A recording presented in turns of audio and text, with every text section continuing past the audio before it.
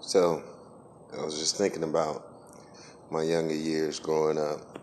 I grew up in Pentecostal church, and I gave my life to the Lord at a very young age. And I was kind of bombarded with, I guess, sexual urges that, are just part of nature, part of growing up. So, my mother worked at Northwest State School, which was a school for mentally challenged people. They used to call them kids, but a few of them were older than my mother, but they just had an immature mind. So there was this lady that worked with my mother, a white lady, and had two children, a son and a daughter. And they used to come by the house frequently and hang out, you know. It was a sad story because eventually the father killed the mother, which I just like was horrified whenever I found out later on. But the little white girl, was kind of like my first girlfriend or so. She was my first real friend, and I remember I used to always get her with, I'm not gonna be your friend anymore. She'd do anything for me, and we got caught in the closet, I think. Show me mine, I'll show you. Show me yours, I'll show you mine. Type scenario. And we get caught. Woo!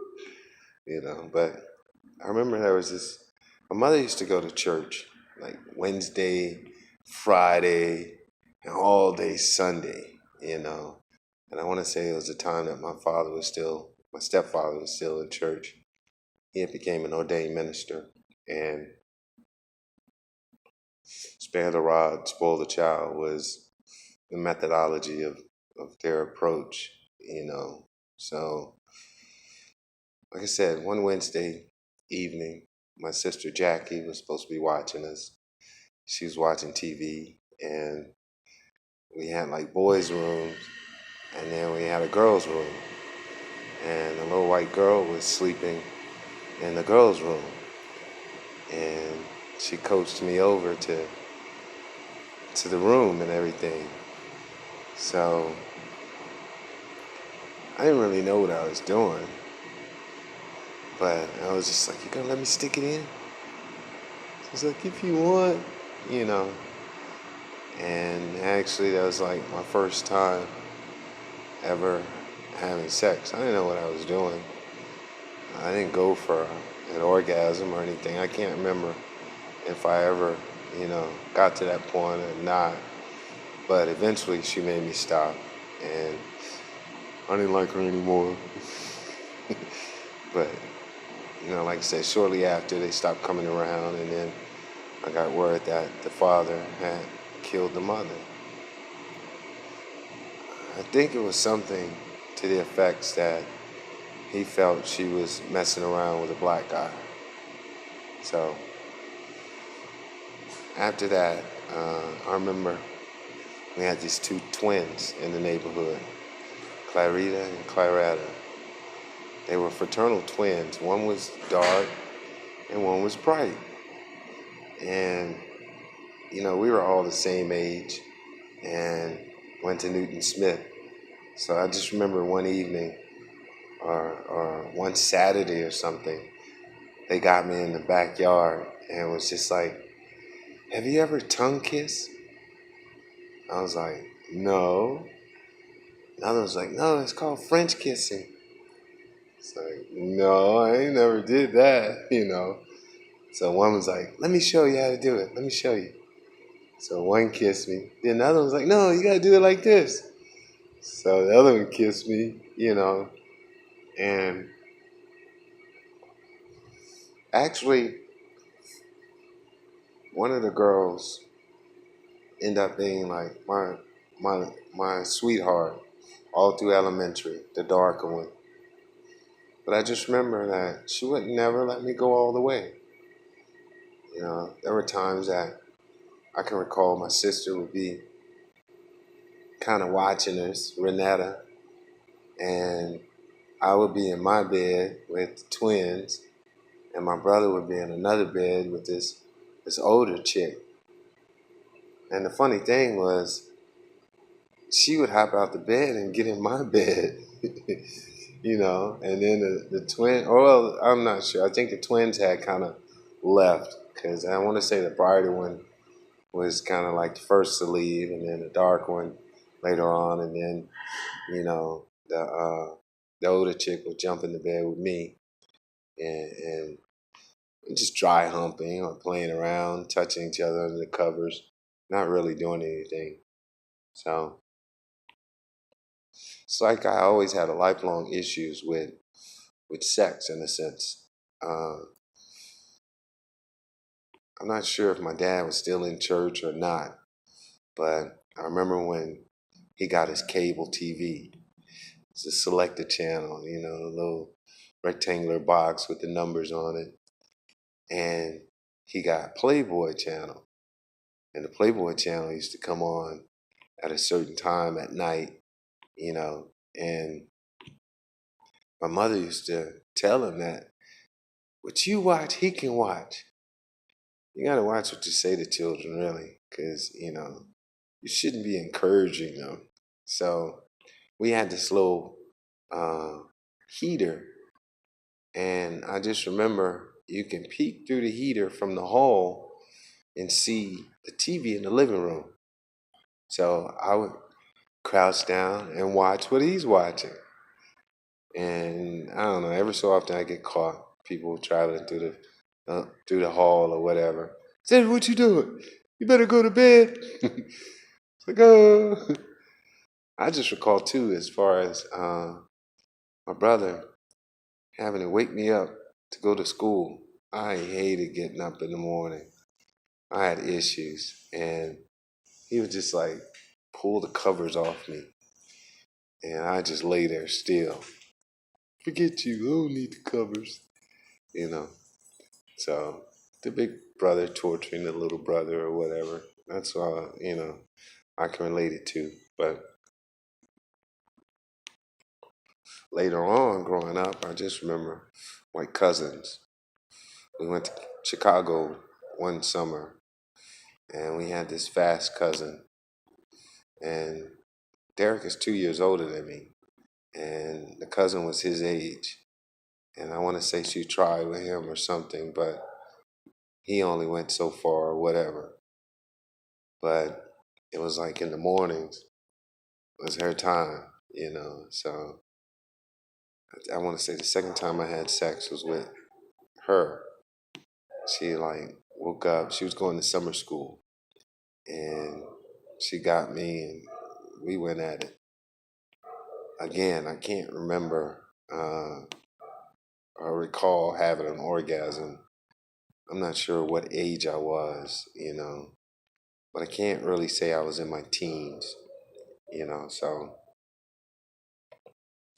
So then my dad moved from Playboy to magazines and X-rated tapes. So I would always get caught in his books or in his videotapes and so forth. And the word got out uh, throughout my family. Everybody knew what was happening because, that's the way my mother was. She spoke about what was on her mind, and she told everything. Nothing was a secret amongst family. So it kind of had me targeted in a sense, I would say, because I had females, relatives, a lot that would have curiosities, and they would pick me, because truthfully, I wasn't gonna tell, because I'm not trying to get in trouble. I'm not trying to get whipped.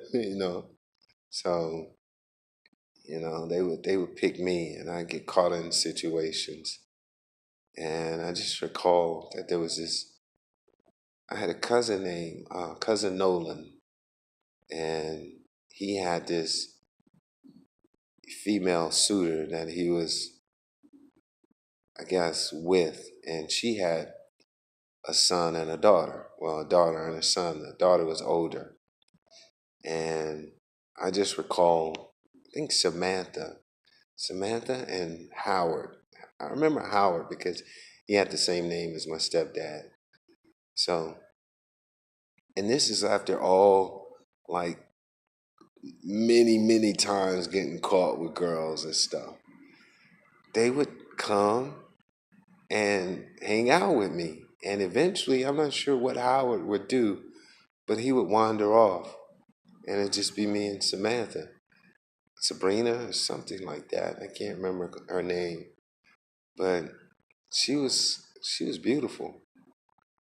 She was like a Tyra Banks in a sense, but she was much younger than me. So we'd actually play around, you know, but I would only go so far because I knew she wasn't ready for certain things. I remember one time coming back and I was grown or was out of high school at the time, and I picked her up from a bus stop and dropped her off at the house, and she cornered me. And the thing about it was, she was like, "Show me your dick." I'm like, "What?" She's like, "This other guy showed me his dick." I'm like, "I'm not that other guy. What you gonna do if I do it? You know, well, I don't know. Wrong answer. And I was like, I'm out of here. But honestly, in the back of my mind, I always wondered, like, what if I had? What if we had gone further? But if I can recall, I think I want to say I had a girlfriend at the time, so I was pretty much faithful. I wasn't thinking about sleeping around. I wasn't in need. So I don't know. She was more or less uh, the type of woman though that I know that I would have been that I was crazy about. It's a certain look. I can't exactly place my finger on it, but it's a lighter skin, long hair, um, statuesque, I would say, as far as being more slender, tall, sexy versus fine. I don't know. I rather sexy over anything. So it was just like little issues I had throughout my formative years and trying to fight the urge with being a son of God, as I purport, or I tried to be. But, every man has a temptation. And I just know that you got to make good choices, good decisions. And sex is like a drug. It can be very addictive. I was thinking back earlier about this one chick I had. Can't remember her first name, but Cookie Williams was her last name. And she was one of those, like, light brown eyes, light green eyes, or something like that. The type that I love. She was like, in a sense, kind of like half white, half black, but, on that level. And I just remember her energy in bed. She was just so full of energy. It was fun. Sex with her was fun. It just so happened that she was just a friend and I was her side dude. She had this other dude that was like a drug dealer. And it's crazy because she used to always tell me that she got to stop having sex with me a few days before she sees him because he's going to notice the difference. So I was just like, okay, I'm going to become a gigolo. So she tried, no, you're not that big, you're not that, whatever. Like, it's not about that. I'm perfect, baby. And that's one thing I realize. A lot of women, I've been the best that they've ever had. I'm not sure what I do,